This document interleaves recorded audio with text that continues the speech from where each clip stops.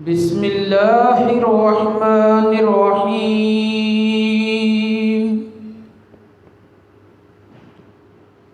اللہ اعلم حیث یجعل رسالتہ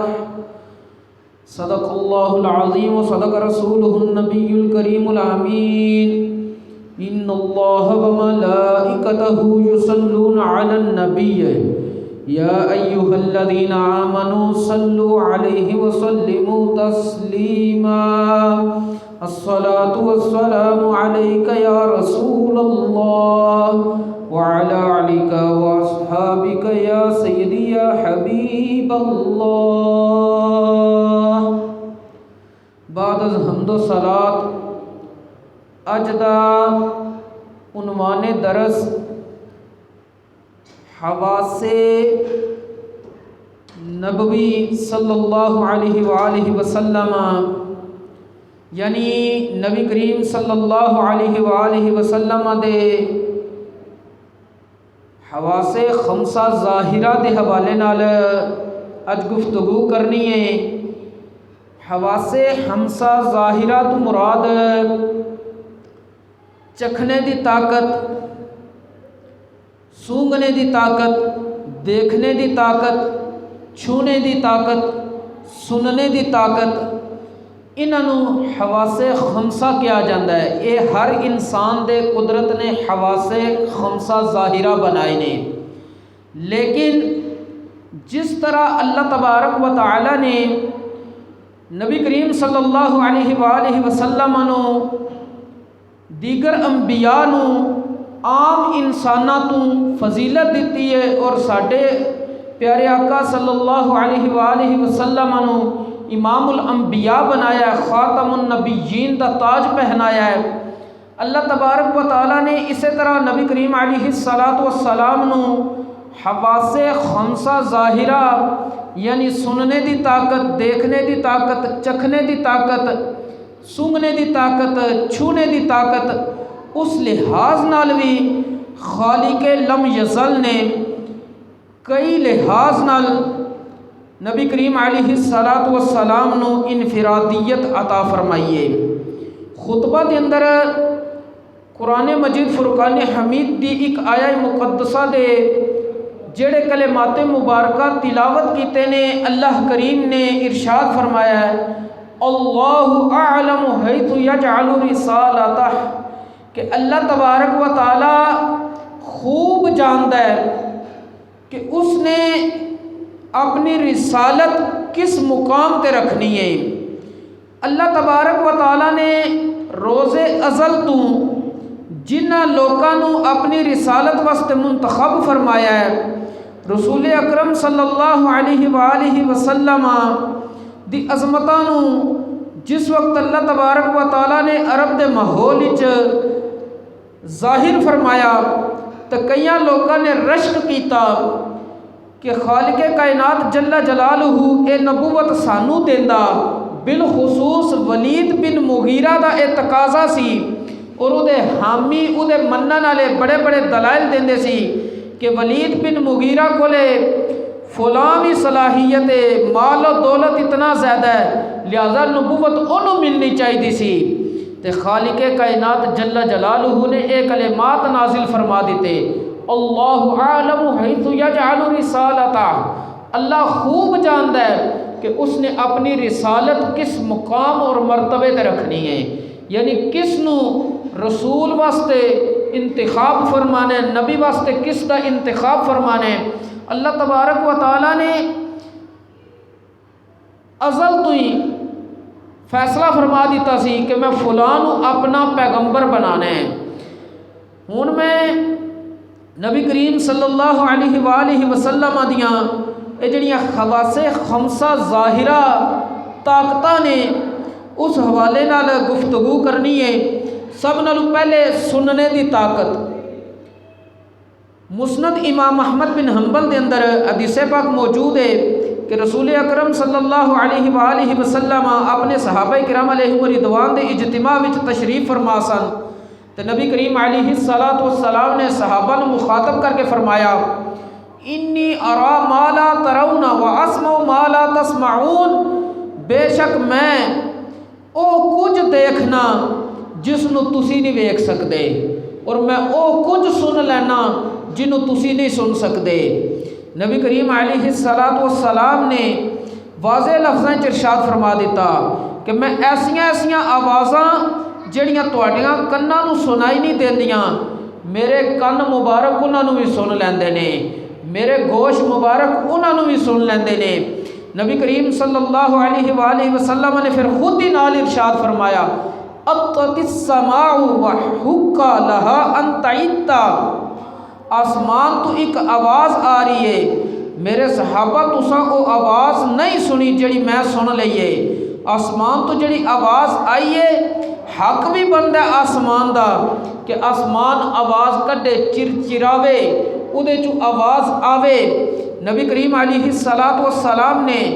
خود ہی اگے ادا سبب بھی بیان فرما دیتا۔ پیارے آقا صلی اللہ علیہ وآلہ وسلم نے ارشاد فرمایا لیس فیہا موضع اربع اصابع الا وملک واضع جبہتہ ساجدا للہ، کہ آسمان دے اندر کوئی 4 انگلاں دے برابر بھی خالی جگہ نہیں بچی جتھے کسے فرشتے نے سجدے چ سر نہ رکھیا ہوئے۔ لہذا جس ویلے سارا آسمان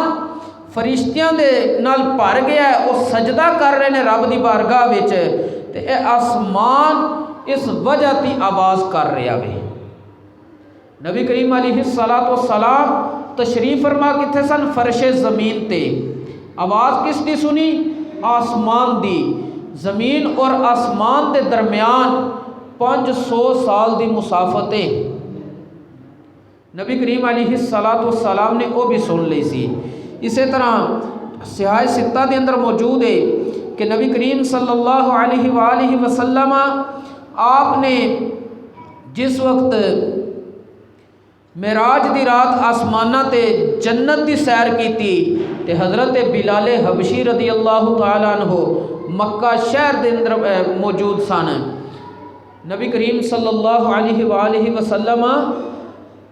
جنت وچ پہنچ چکے نے، حضرت بلال مکہ شہر دے اندر نے،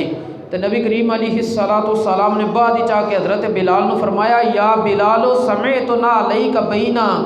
یدی فی الجنہ، اے بلال میں جنت وچ اپنے اگے اگے تیرے قدماں دی آہٹ سنی سی، تیرے قدماں دی آواز سنی سی۔ یعنی اس چیز نو دیکھو کہ جنت 7 آسمانہ تو بھی اوپر ہے، اور ہر آسمان دا ایک آسمان تو دوسرے آسمان دے درمیان فاصلہ بھی 500 سال مسافت دا ہے۔ تو نبی کریم علیہ السلام آسمان دیاں بلندیاں تے پہنچ جان تے فرش زمین دیاں آوازاں سن رہے نے، فرش زمین تے موجود ہون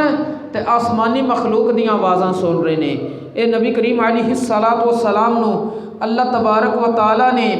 سنن دی طاقت نصیب کیتی سی۔ اسی طرح نبی کریم صلی اللہ علیہ وآلہ وسلم آپ نے ارشاد فرمایا ما من احد یسلم علی الا رد اللہ علی روحی حتی ارد علیہ السلام، کہ کوئی بھی بندہ جس ویلے میری ذات تے سلام بھیجدا ہے اللہ تبارک و تعالیٰ میری روح نو میرے جسم وچ لٹا دیندا ہے تاکہ میں اس بندے دے سلام دا جواب دواں۔ نبی کریم علیہ السلام نے یہ نہیں فرمایا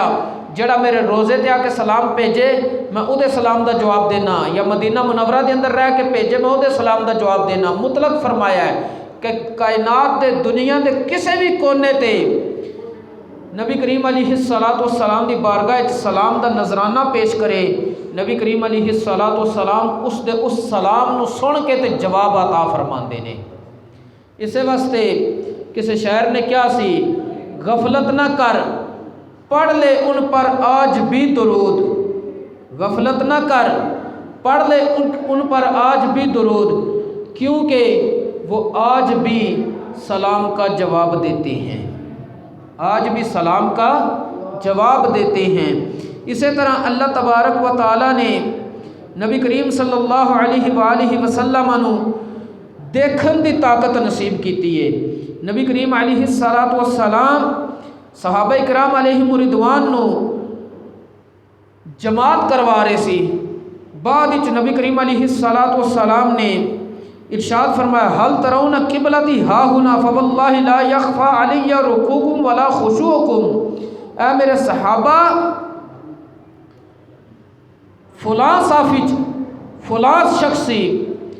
اس نے نماز کے اندر اے غلطی کیتی ہے،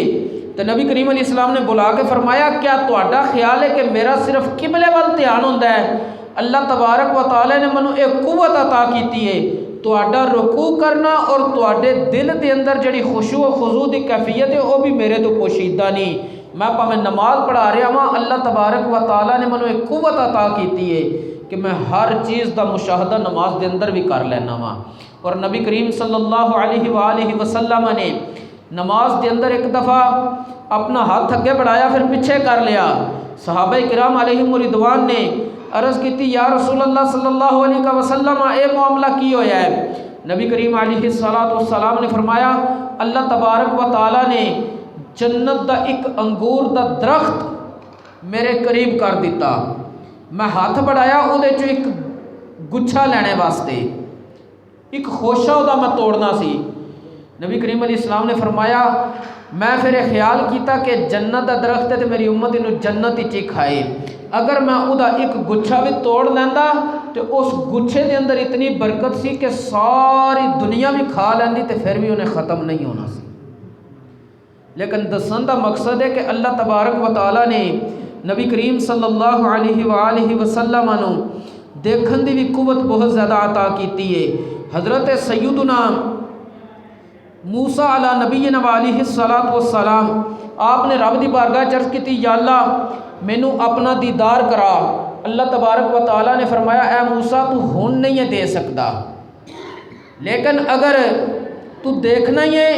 تو میں پہاڑ تے اپنی تجلی کرنا تے پہاڑ وال ویکھ، فلما تجلی ربہ للجبل جعلہ دکا وخر موسیٰ صاعقا، تے حضرت موسیٰ علیہ السلام نے جسے پہاڑ تے رب دی تجلی ویکھی تے اس تجلی دے جلویاں اتنا گم ہوئے کہ بے خود ہو کے گر گئی۔ تو اس کے بعد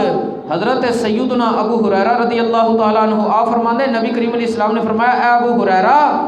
اللہ تبارک و تعالیٰ نے حضرت موسیٰ علیہ السلام جڑی تجلی فرمائی سی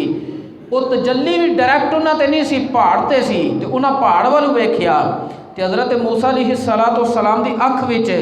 اللہ تبارک و تعالیٰ نے دیکھن دی اتنی طاقت پیدا کر دیتی، کان یبصر النملۃ علی الصفاف اللیلۃ ظلمۃ مسیرۃ عشرۃ فراسخہ، کہ 3 میل دور پتھر دے اتے کالی رات ہوئے تے کالی چیونٹی چل رہی ہوئے، حضرت موسیٰ علیہ السلام انہوں رات دے اندھیرے وچ بھی دیکھ لیندے سی۔ 3 میل کتنا بندا سوچو ہاں، اور چیونٹی بھی رات دے اندھیرے چ، تے رنگ بھی چیونٹی دا کی ہوئے کالا ہوئے، تے چلے بھی کدے تے پتھر تے، تے حضرت موسیٰ علیہ السلام اس نو بھی دیکھ لیندے نے۔ تے اس نو لکھن تو بعد محدثین فرماندے نے کہ جس ذات نے یعنی نبی کریم علیہ السلام نے رب دی ذات دا معراج دی رات مشاہدہ کیتا ڈائریکٹ، اس نو اللہ تبارک و تعالیٰ نے دیکھن دی کتنی طاقت نصیب کیتی ہوئے گی۔ اور تیسرا مرحلہ کہ چکھنے دی طاقت، نبی کریم صلی اللہ علیہ وآلہ وسلم